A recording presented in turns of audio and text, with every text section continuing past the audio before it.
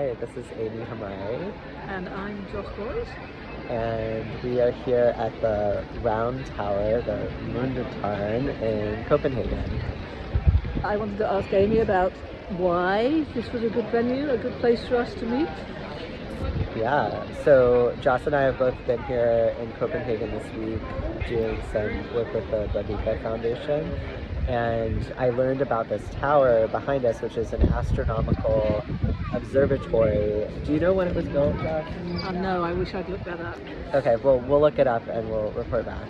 But what I learned was that the whole tower has a ramp that goes up to the top, and instead of stairs until you get to the very top, and it was built for like some sort of royalty in his horse-drawn carriage. Yeah, so you could get a carriage and horses all the way to the top. Well, not quite to the top, not to the observatory itself, but almost up there. Yeah. So what you have is a really, really lovely piece of design which prioritizes the ramp as a way to move up in quite a tight space, and it's quite a steep ramp, but it's kind of very, horses had to go up and down it. Yeah. So the idea that you get up that number of stories and it takes you right up to the rooftops of Copenhagen, so you have this fantastic view over the city. Yeah.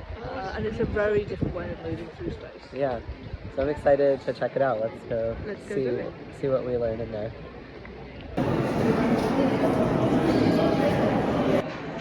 So we're now inside the round tower, starting to go up, and I was just observing that the slope feels really steep to me. And what were you saying? And I was saying that I was expecting it to be steeper, so I guess that means that I think that it's quite even. I have walked up this once before, and I didn't, on the outside edge of it, and I didn't get out of breath at all, and that felt like to have a ramp that is quite a steep ramp, but that you can climb up without kind of really needing to stop. I mean, some people would need to stop, but there are also along the side where the windows are, there are kind of little niches or little seats, and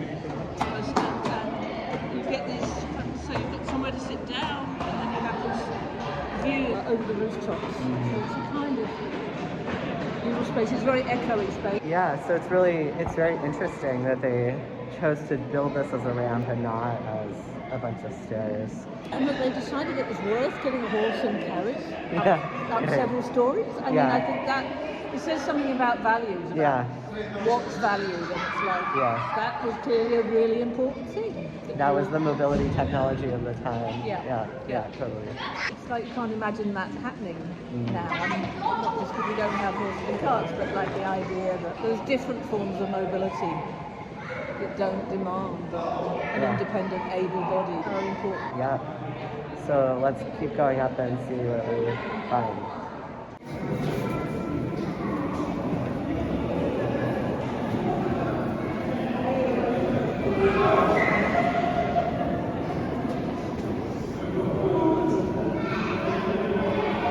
So one of the reasons we're together is we want to talk about the project, the Grand Foundation funded project that we're working on, and we're looking to draw out some of the productive frictions that occur around access and think about access as a form of knowledge rather than just something that's a kind of functional provision for people.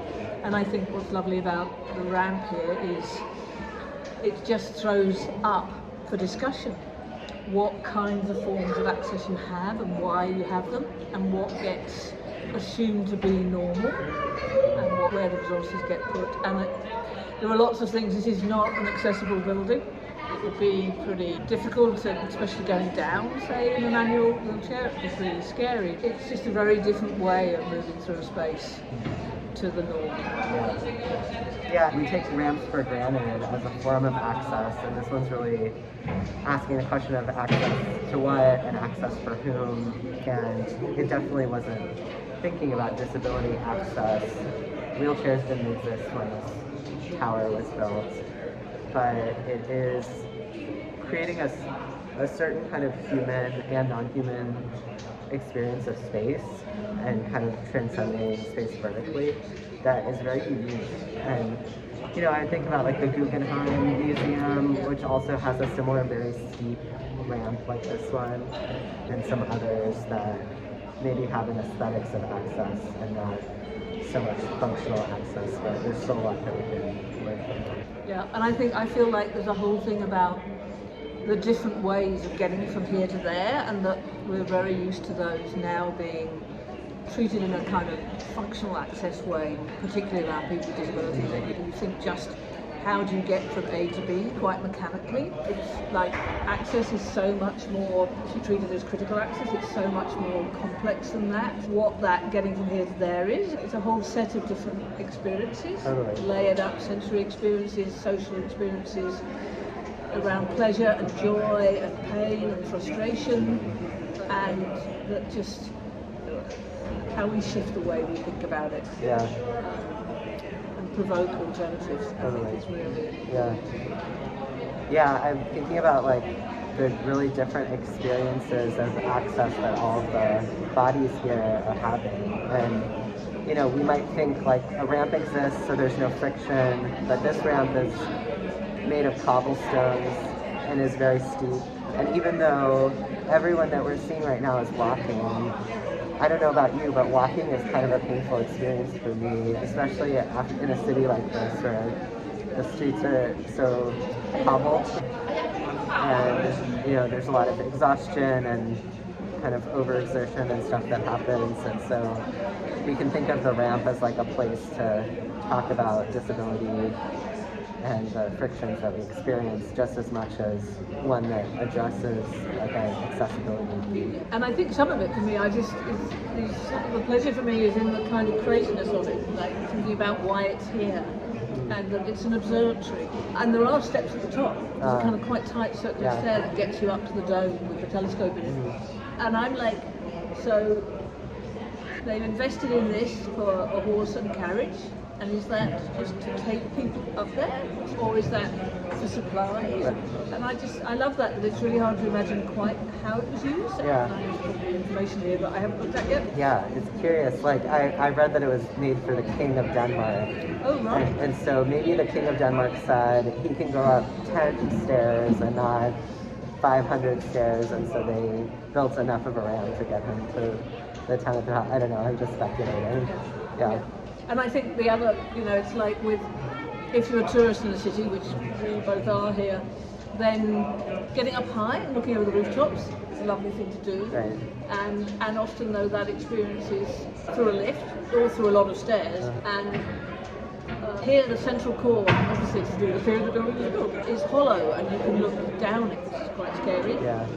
But also that it's kind of a way of getting up to the rooftops that will suit some people and not others. So yeah, depending on all sorts of things. And it's just very unexpected. There's something very unexpected about it, which is very thought-provoking.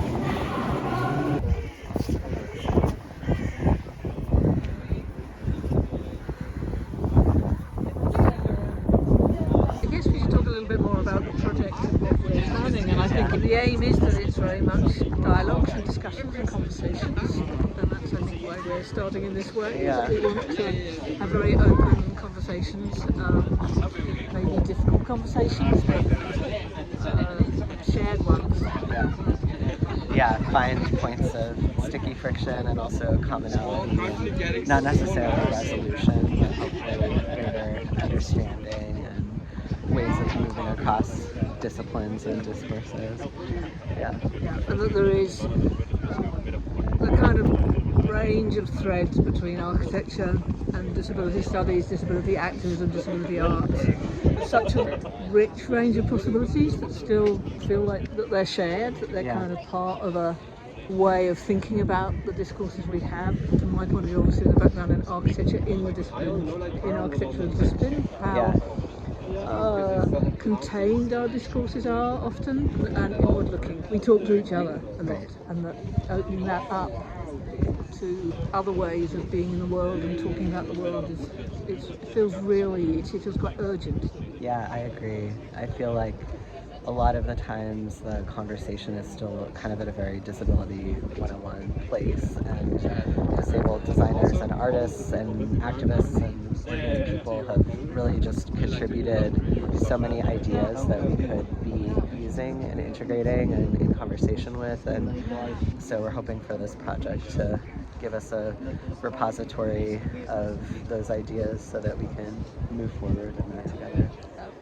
And I think that's also about an openness to not just thinking about disability around what architects and others in the built environment fields do for disabled people, but it's actually by and with, and it's about not just access, but it's about the very practices that architects have, the way that they work, the design methodologies that they use, the way that access is framed, that all those things can be opened up to a really different kind of paradigm. Yeah, absolutely. I think this building that we're in is a good example of that. I'm curious what your experiences were, but you know, if we just kind of came here assuming there was a ramp and so it was accessible and that was the end of the story, we wouldn't get all the textures of the experience that we had on the way up here. How was it for you climbing up seven and a half stories? 7.5 stories on the ramp. I mean, it was surprisingly easy is the wrong word. It was very enjoyable because it was a very different way, and when I use steps, partly because of my age, I have to concentrate quite hard on, and I'm very aware of what I can hold on to, and that my legs and my knees will get tired. And for me, and again it will vary so much with different people, for me the slope of the ramp was actually very comfortable to walk up, and it was we could do it in quite a leisurely way. Yeah. There were places to stop. Yeah. There were things to see en route. There's a little toilet built when the building was built in the 17th century, so a little privy, so there's lots of little things that catch your eye. So for me it was great. What about you? I really enjoyed it. There's a kind of smoothness to not having to pay attention to where all the steps are, which I agree about that. I'm always like looking to make sure I don't accidentally fall off the edge.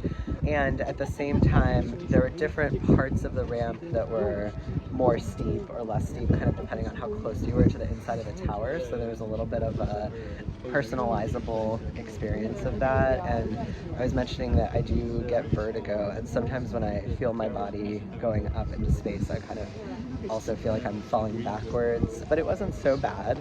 And then at the end we got to those very steep stairs, and that was also an interesting contrast, or suddenly we were transcending vertical space quite quickly. But one of the things I noticed was there was a floor where we stopped where there actually were ramps and toilets and like an exhibition, and then we came out and went back into the ramp and ended up in the floor above, and I expressed that I was surprised that we'd already gone one floor above, because it was much easier on a ramp than it would have been on the same number of stairs. Yeah. Again, ramps are often, I mean, it's not an accessible ramp, but we're very used to ramps being these quite narrow, kind of again functional, like just often really thinking about only one person in one wheelchair going up at a time. And this has a width to it, a breadth to it that feels quite spacious.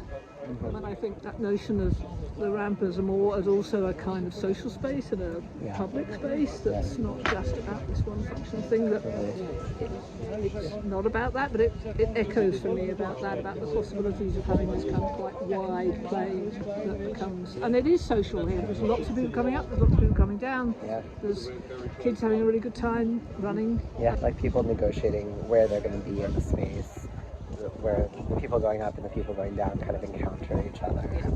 Yeah, for sure.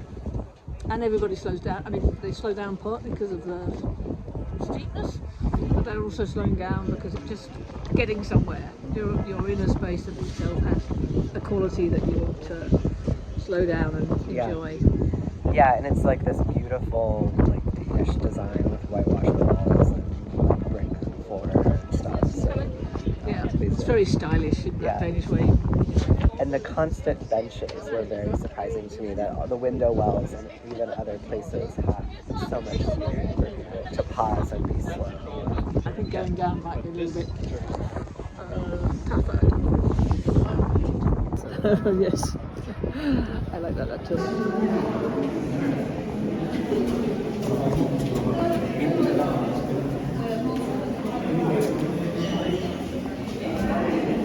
So we just felt that we should mention what the project's called. Disability Meets Architecture. That's what it is, and thanks to the Grand Foundation.